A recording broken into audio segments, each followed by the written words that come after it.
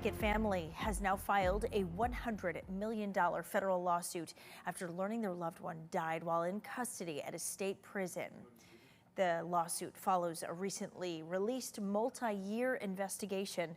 It alleges medical negligence, falsification of records, all at the hands of the Department of Corrections. And we have News 8's Brittany Taylor, who has been on this case for us and has the first television interview with the family of Robert Bracey. Good morning, Brittany.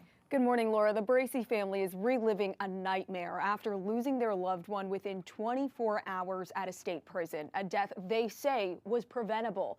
On June 24th, 2022, Bracey was taken into custody at the Bridgeport Correctional Center for a number of misdemeanors and an unclassified felony. He was found dead in his cell the very next day. Bracey's family says he was living with advanced ALS, otherwise known as Lou Gehrig's disease. A nearly 3-year investigation by Disability Rights Connecticut alleges, quote, nursing staff knew about Bracey's diagnoses of ALS and opiate withdrawal, yet failed to provide the appropriate care, such as, quote, observing him in his cell despite knowing he was at risk of choking and aspiration, or giving him a necessary thickener to ensure that he could drink safely.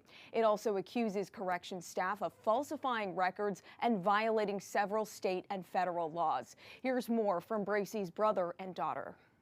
He went in there breathing, and literally less than 19 hours later, he came out in a body bag.